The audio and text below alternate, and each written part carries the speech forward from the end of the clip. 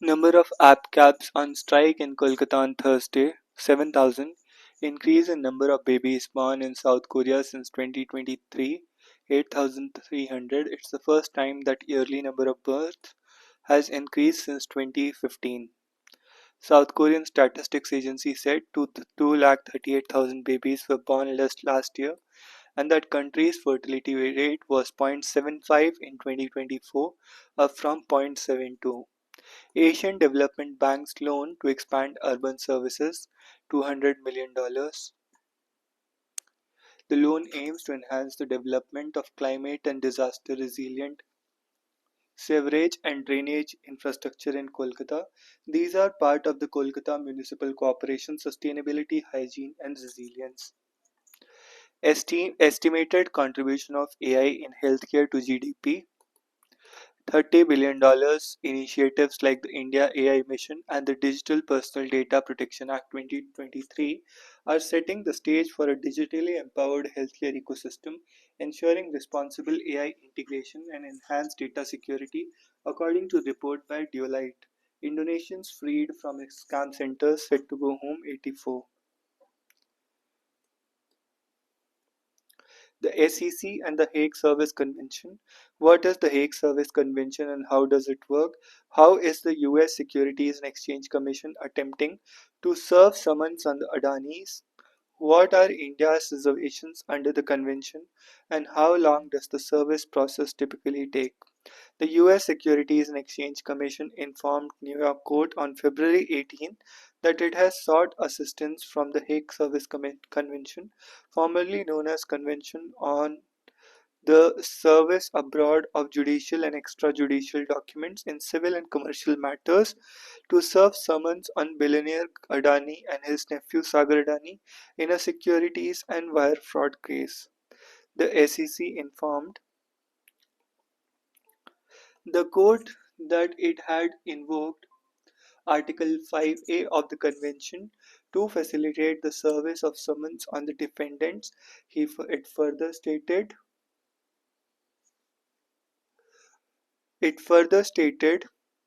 that it is exploring alternative service methods permitted under Rule 4F of the Federal Rules of Civil Procedure, which governs civil litigation in federal courts.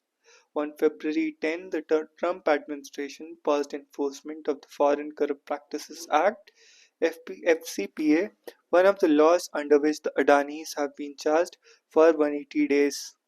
The FCPA profits US entities and individuals trying from bribing foreign governments, political parties, or officials to secure business. As per executive order, the Attorney General must review all existing FCPA investigations or enforcement actions and take steps to restore proper bounds on FCPA enforcement. However, the SEC's latest court filing suggests that order does not apply retroactively. As a result, the agency's investigation into the Adanis is likely to continue unless the law is amended.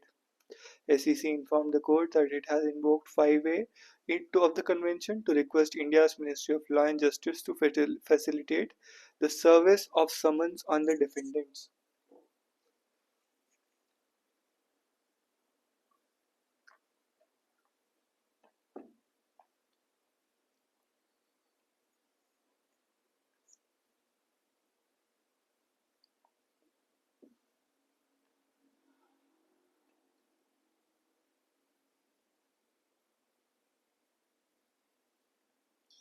As per the executive order, Attorney General must review all existing FCPA investigations or enforcement actions and take steps to restore proper bounds on FCA enforcement. How does the Hague Service Convention operate? With the rise in cross-border litigation, the need for an effective and reliable mechanism to serve judicial and extrajudicial documents on parties residing in foreign jurisdictions become imperative. As a result, countries adopted the convention at the Hague Conference on Private International Law in 1965, building on the 1905 and 1954 Hague Conventions on Civil Procedure. This multilateral treaty ensures that defendants sued in foreign jurisdictions receive timely and actual notice of legal proceedings while facilitating proof of service. 84 states, including India and the US, are party to the convention. Its procedures apply only when both the sending and receiving countries are signatories. Each member state must also designate a central authority to process requests and facilitate the service of documents from other signatory states. Signatory states can select the modes of transmission that apply within their jurisdiction.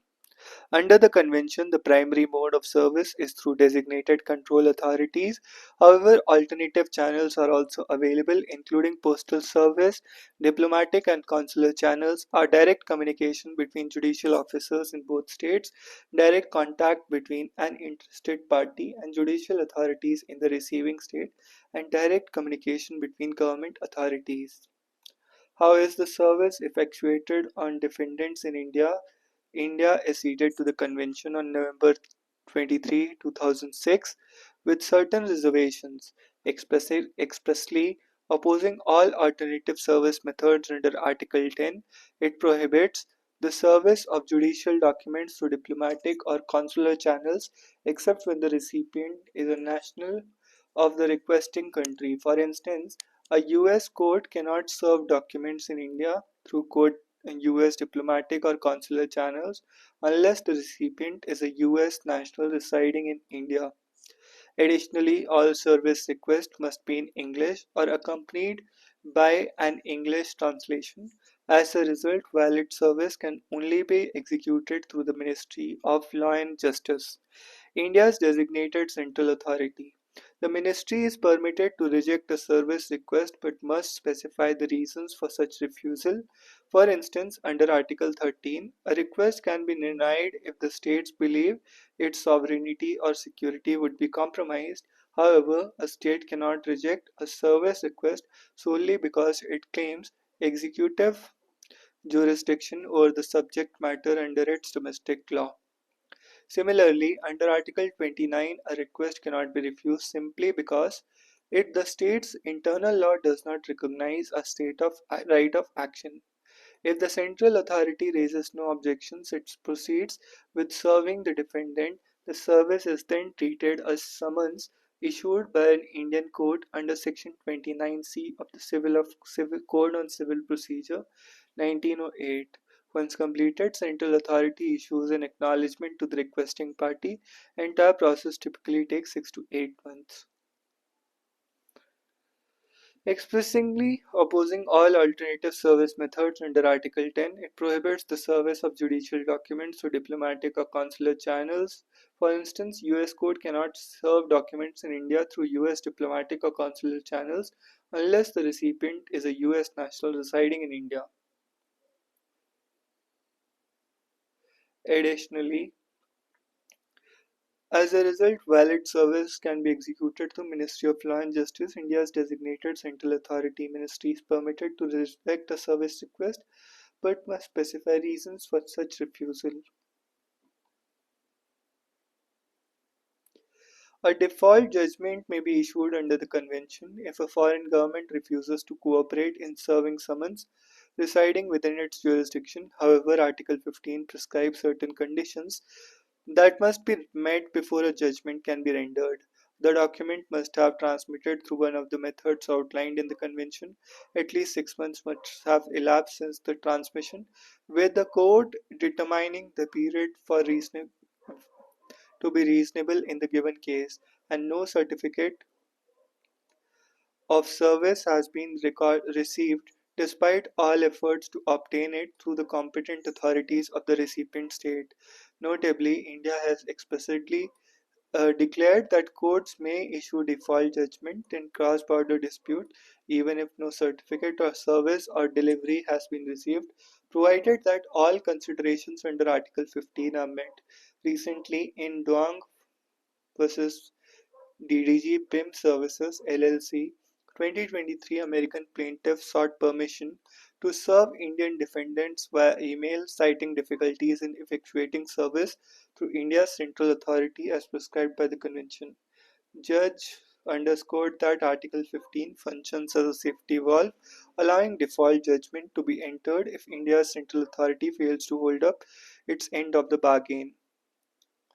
The US Securities and Exchange Commission has invoked the Hague Convention to serve summons on the Gautam Adani and Sagar Adani through India's Ministry of Law and Justice. India has reservation under the Hague Convention prohibiting alternative service methods. It can reject the request under Article 13 if it believes national security or sovereignty is at risk.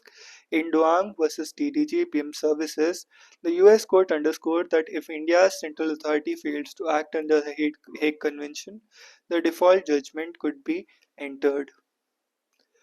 What do Germany election results mean? What are major issues that shaped the German federal election? Will AfD's rise affect Germany's future? On February 23, Germany held its federal elections with new record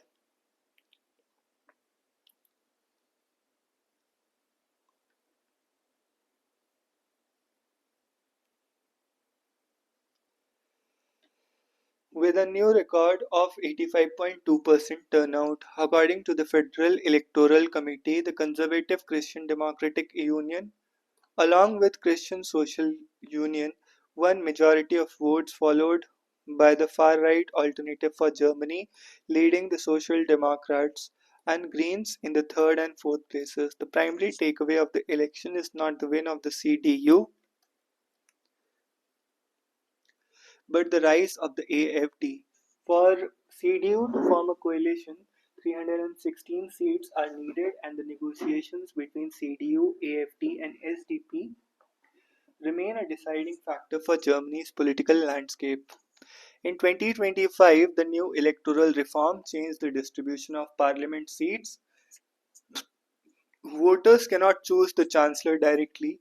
A ballot paper has two votes, one to decide the candidate with the most voters in a district among 630 such seats in parliament. The next decides the proportional representation and vote distribution of the contending political parties.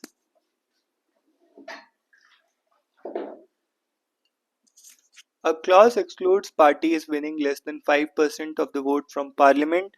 The reform removed overhang seats which previously benefited the SPD, limiting parliament size. Now, even if candidate wins in a district, they cannot secure a seat unless their party succeeds in the second ballot.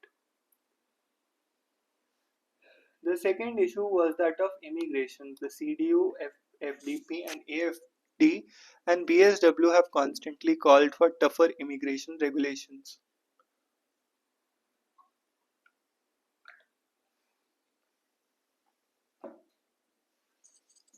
In 2025, new electoral reform changed the distribution of parliament seats.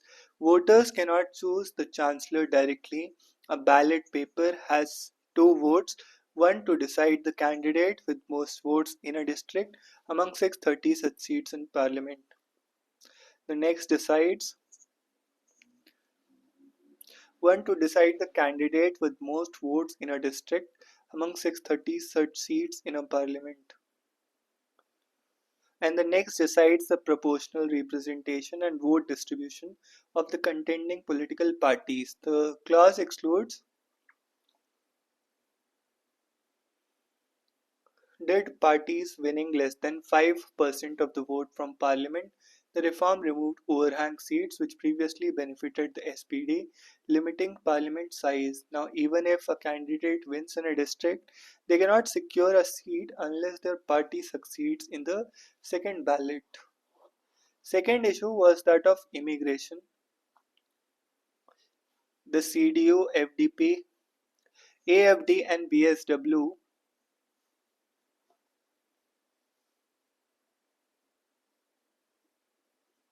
have constantly called for tougher immigration regulations over the SPD and Greens' moderate stance. After several attacks in Germany, the public demand for stricter policies increased.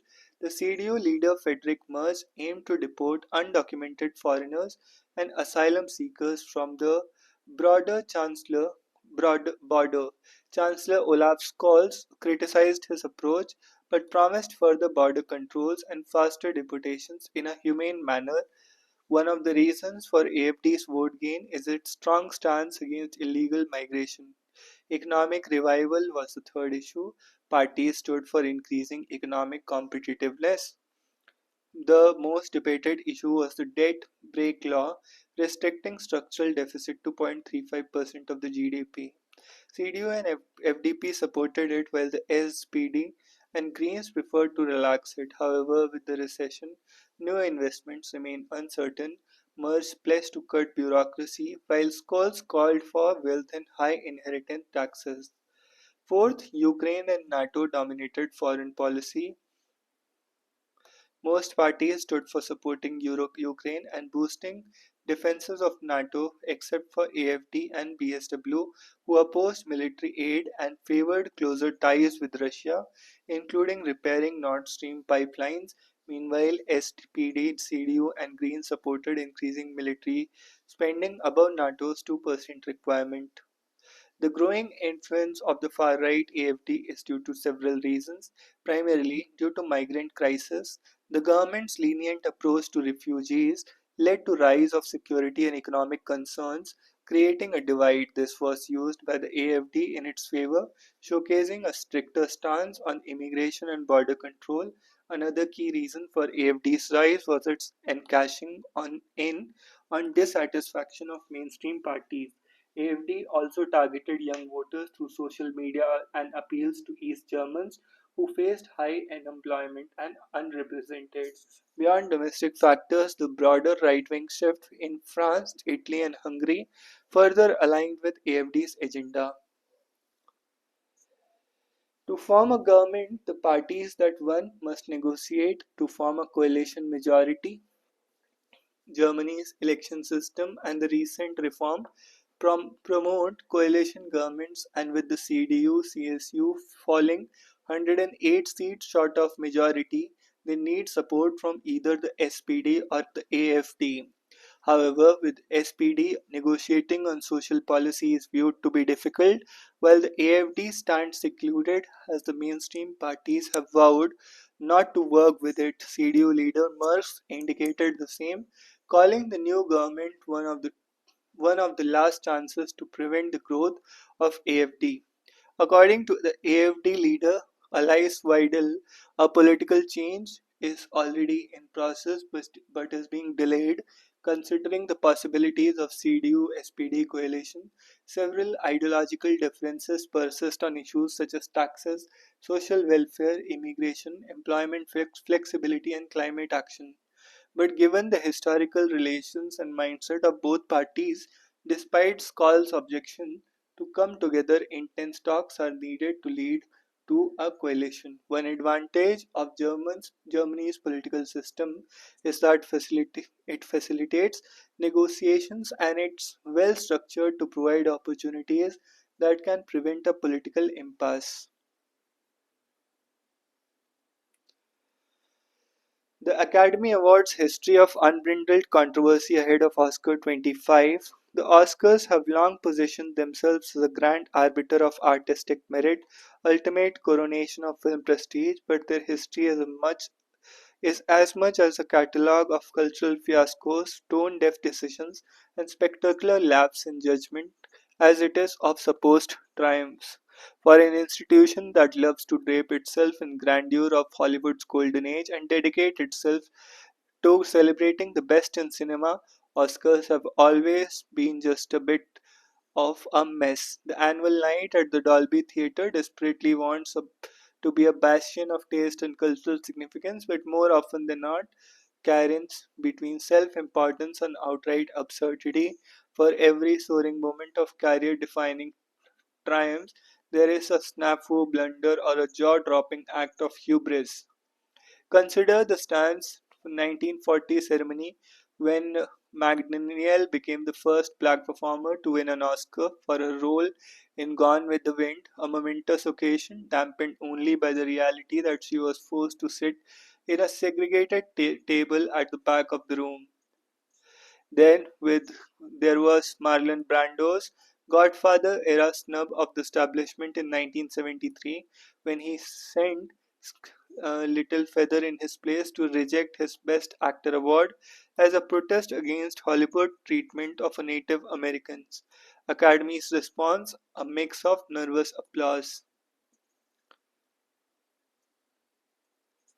Of course, no discussion of Oscar night chaos is complete without mention of The Naked Man. In 1974, conceptual artist and serial streaker Robert Opel dashed across the stage behind host David Niven, flashing a peace sign to an audience that wasn't quite sure whether to laugh or recoil. Even when the scandal isn't quite as physically revealing, it can still leave a room uncomfortable. Fast forward to 2003, it was the current Best Actor nominee Adrian Brody's turn to make the Oscars uneasy when he planted an uninvited kiss on Halle Berry after winning the Best Actor for The Pianist. The moment was initially met with an applause, but in retrospect, it aged about as well as milk left in the sun. Berry, clearly caught off guard, later admitted she had no idea how to react in the moment. Then there are controversies that don't involve in a single shocking moment but rather an obnoxious creative choice. Seth MacFarlane's 2013 hosting gig is a prime example.